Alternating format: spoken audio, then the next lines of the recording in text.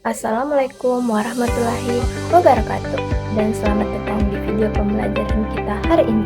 Saya Fitran Madeni dengan NIM A50125200054 dari Prodi Bimbingan dan Konseling Fakultas Keguruan dan Ilmu Pendidikan Universitas Tadulako. Dan Bapak yang saya hormati Pak Hasan SPD MPD. Jadi, saya di sini akan membahas salah satu landasan, yaitu landasan yuridis dalam bimbingan konseling. Kenapa landasan yuridis? Karena layanan bimbingan konseling yang kita berikan di sekolah harus memiliki dasar hukum yang kuat untuk melindungi hak siswa dan memastikan pelayanan yang profesional. Oke, mari kita mulai. Apa itu landasan yuridis? Pertama-tama, kita pahami dulu apa yang dimaksud dengan landasan yuridis dalam bimbingan dan konseling. Yang pertama, landasan yuridis adalah dasar hukum yang mengatur pelaksanaan bimbingan konseling sebagai bagian dari sistem pendidikan nasional. Ini artinya, semua kegiatan bimbingan konseling yang kita lakukan tidak boleh sembarangan, tapi harus berdasarkan aturan yang jelas. Kedua, bimbingan konseling sendiri bertujuan untuk membantu siswa dalam 4 aspek pengembangan. Yang pertama itu ada pribadi, sosial, belajar, dan karir.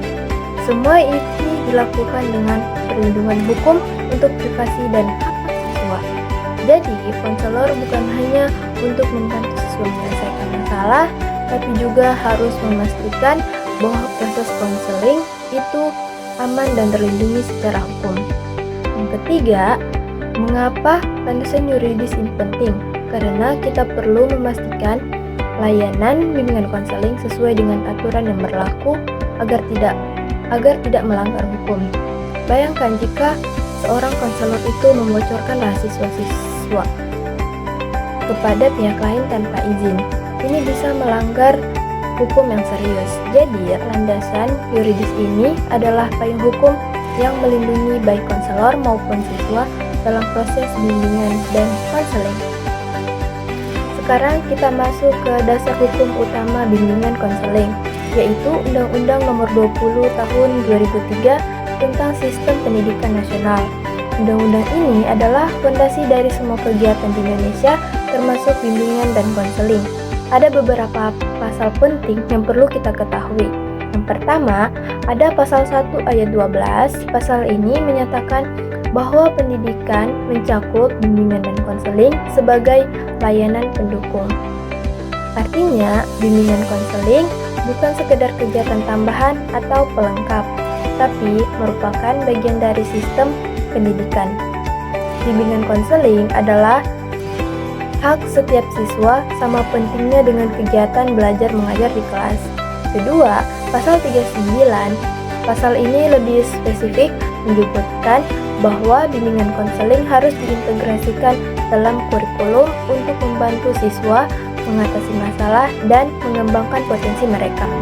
Jadi, bimbingan konseling bukan hanya sekedar untuk membantu siswa yang bermasalah, tapi untuk semua siswa agar mereka bisa berkembang optimal. Implikasi dari undang-undang ini sangat jelas. Bimbingan dan konseling wajib ada di sekolah, mulai dari tingkat dasar hingga menengah. Fokusnya bukan hanya pada sekedar akademik, tapi juga pada pengembangan karakter siswa secara menyeluruh. Contoh praktisnya, setiap sekolah harus menyediakan minimal 1 konselor untuk membantu siswa. Jika sekolah tidak menyediakan layanan bimbingan konseling, sebenarnya sekolah tidak memenuhi standar pendidikan nasional.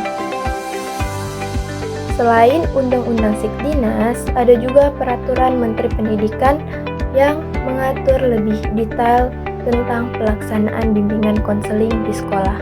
Peraturan ini memberikan panduan teknis yang lebih spesifik. Ada 3 hal penting yang diatur dalam Permendikbud ini.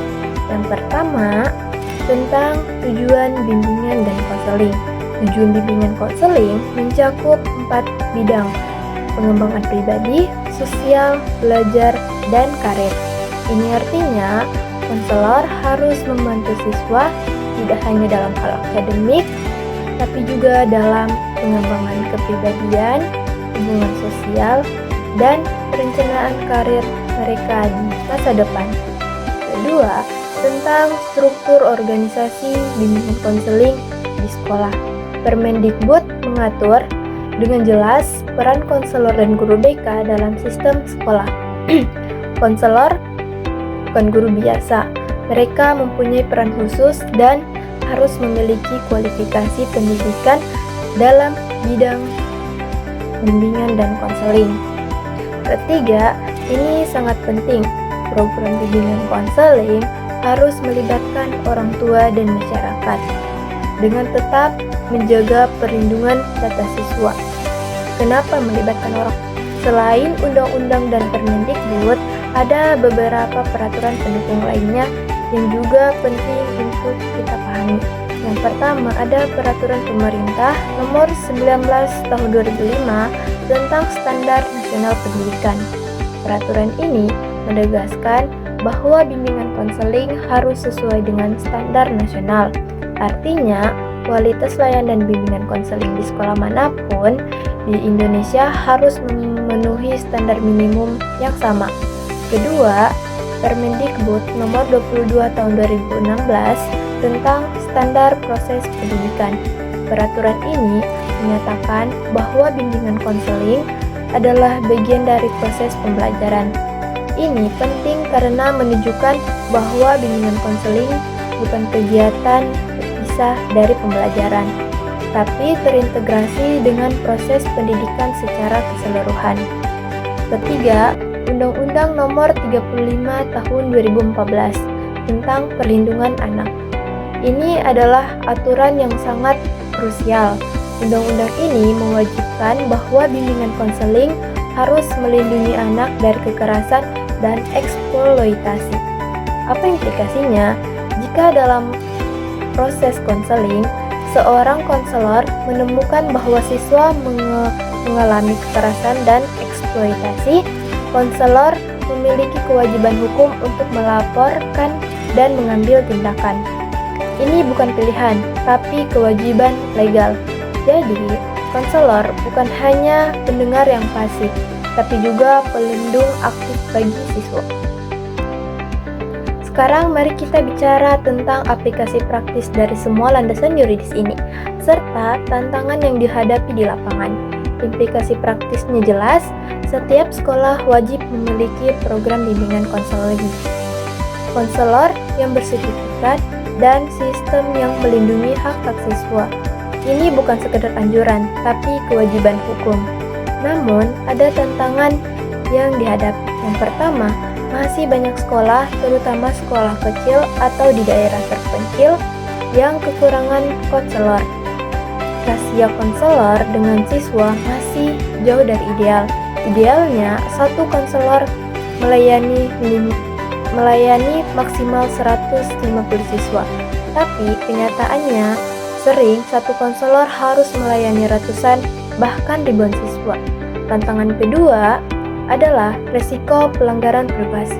Di masa era digital ini, data siswa bisa bocor jika tidak dijaga dengan hati-hati.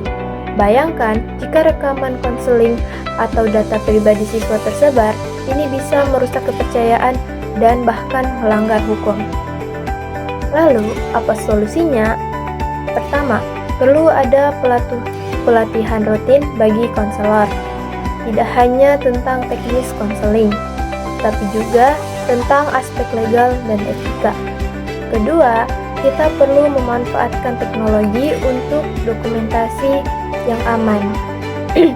Misalnya, menggunakan sistem digital yang terenskripsi untuk menyimpan data siswa, sehingga hanya konselor yang berwenang yang bisa mengaksesnya.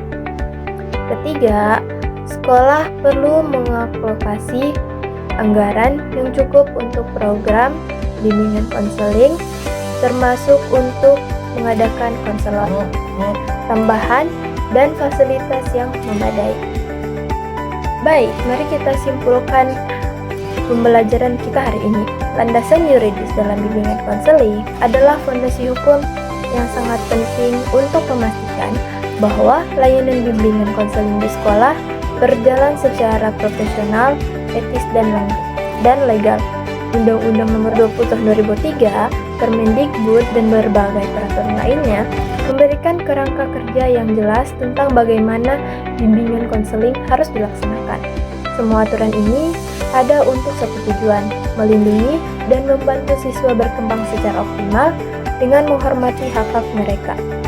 Meskipun ada tantangan seperti kurangnya konselor dan risiko pelanggaran privasi, kita bisa mengatasinya dengan pelatihan yang baik, penggunaan teknologi yang tepat.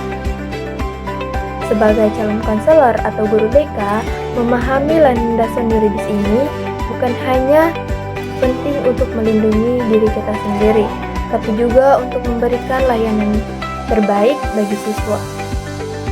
Terima kasih telah menonton video kali ini. Assalamualaikum warahmatullahi wabarakatuh.